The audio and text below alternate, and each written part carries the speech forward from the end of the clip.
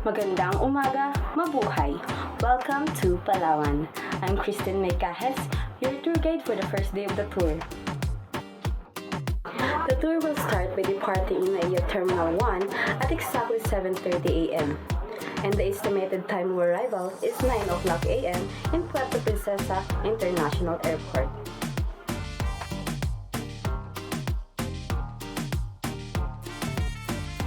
From there, we will take a ride to the first location, which is the Binuatan Creations. They manufactured handloom woven bags, placemats, table settings, home decors made from the natural grasses and fibers. And after the morning tour in Binuatan Creations, we will go to the Lotus Garden Asian Fine Dining situated in the center of the Palawan.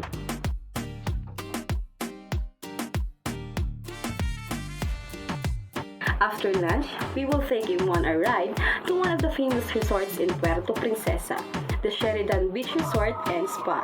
Located on the west coast of Palawan, this resort is a few meters away from the subterranean underground river. We will take a short ride from the resort to the Sabang Boat Terminal.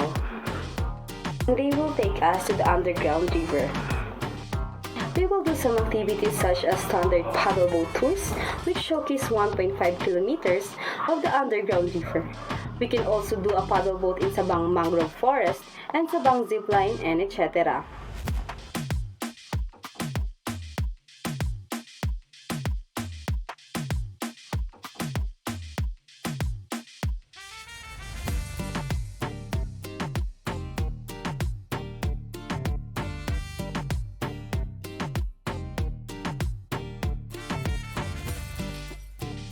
And at 4:30 p.m., we are going back to the hotel to take a rest for the day. And after that, you can enjoy and swim in the infinity pool of Sheridan. In the evening, you can eat your dinner at the beachfront restaurant. It features the finest gourmet cuisine, both local and international fusions. At 10 p.m., you may take a rest and be ready for the next day of our tour. On our day 2, at 7 a.m. to 8:30 a.m., you can start your day with buffet breakfast and be ready for the first destination in this morning. At 8:30, 10 a.m., we will go to the jungle trail and you will experience the different activities such as ATV and mangrove paddle boating.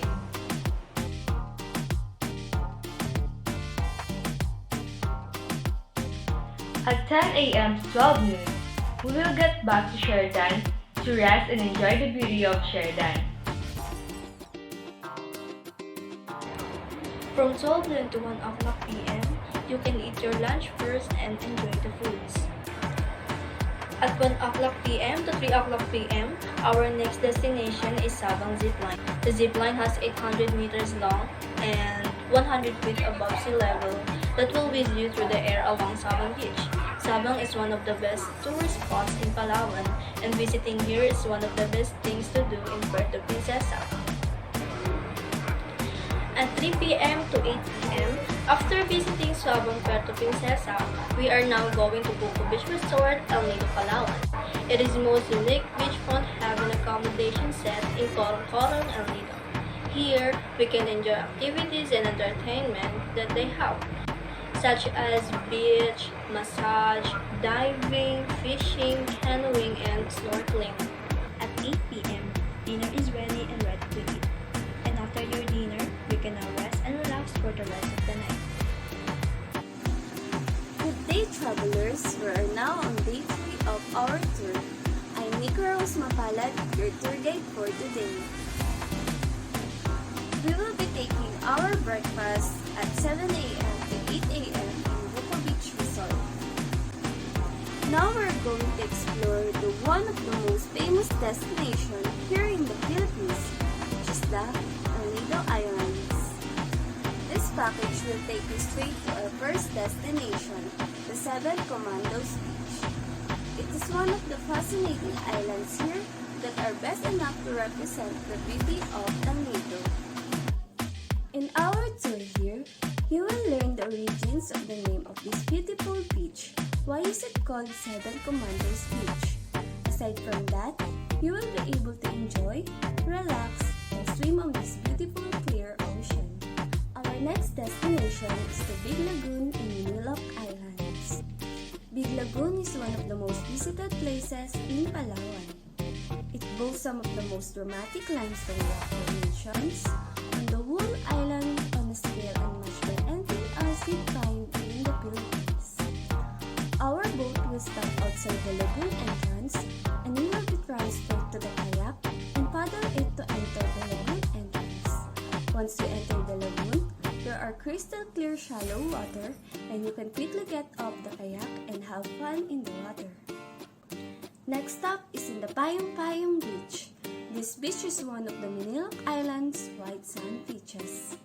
Like the most beaches in El Nido, it is also dotted with limestone cliffs, although not as tall as others. The name itself is the reason why is it called Payong Payong, because of the shade that it can provide to the people who visit here just like an umbrella. Depending on your preference, you can enjoy the strong waves on one part of the beach, or just let the gentle waves soothe your work-weary mind and body on another part. We will be also taking our lunch here. You can choose to eat in the boat, or we will arrange a table in the shore. Our next destination is in Secret Lagoon. Secret Lagoon is a small pool of water hidden within the one of the most incredible beach in El Nido.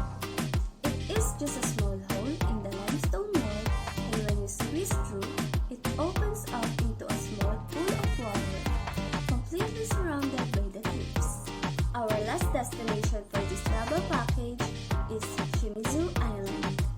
Shimizu Island stands dominantly among the archipelago of islands in the north of Palawan, boasting secluded cove, epic limestone cliffs, and a colorful reef with an abundance of marine life. You can enjoy snorkeling here in this island because it is less crowded than the others. This is the great time for you to enjoy the scenery under the ocean. Now we are heading back to the resort with an epic experience here in El Nido, Palawan. You can now enjoy the resort's buffet in the resto bar for your dinner. After that, you have your free time to enjoy your last moment here in Buko Beach Resort. Hi, I'm Gretel Anaran. At day 4, we will wake up early to catch up the ferry to Coron.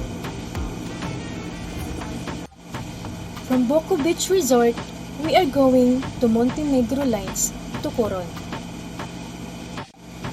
The boat will leave at 6 a.m. and will arrive at 10 a.m. From the Coron port, we drive to the Two Seasons Bay side. At 10:45 a.m., we will pick you up from the hotel to Bayside Plaza, where the boat is traveled to Siete Picados. Siete Picados is the most known and closest snorkeling destination around Coron.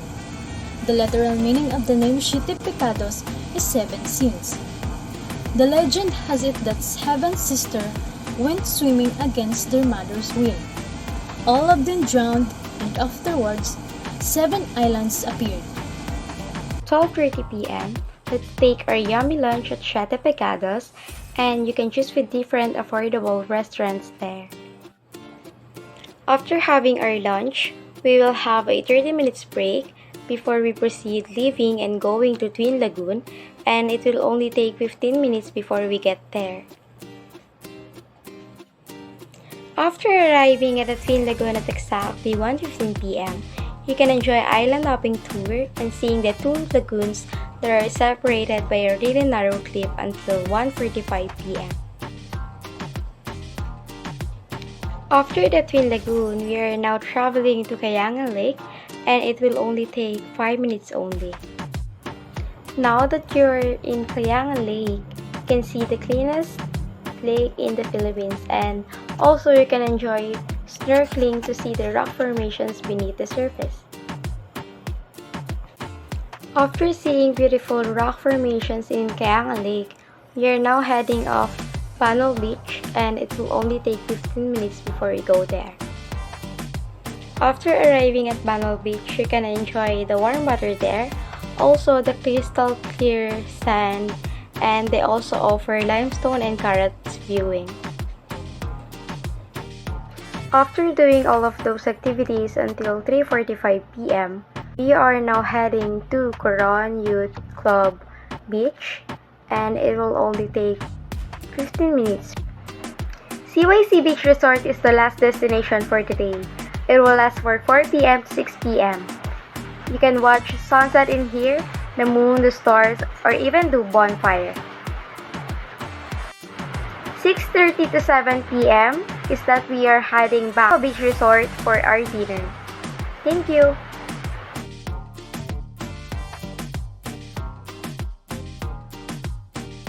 Hi, I'm Golden Mayor Julia. On the last day of our tour, we will have our breakfast at 6 in the morning, and after our breakfast, we will head back to our room to get ready for our morning mountain hike.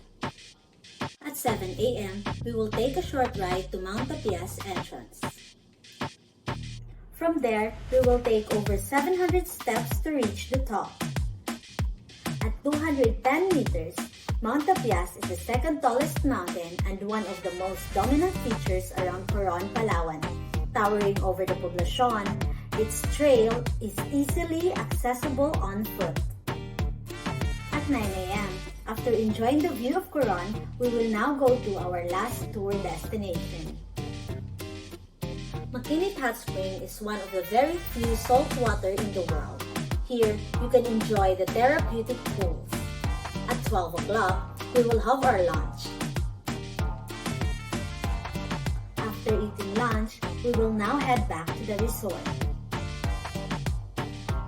After arriving at the resort, we will now get ready for our late checkout.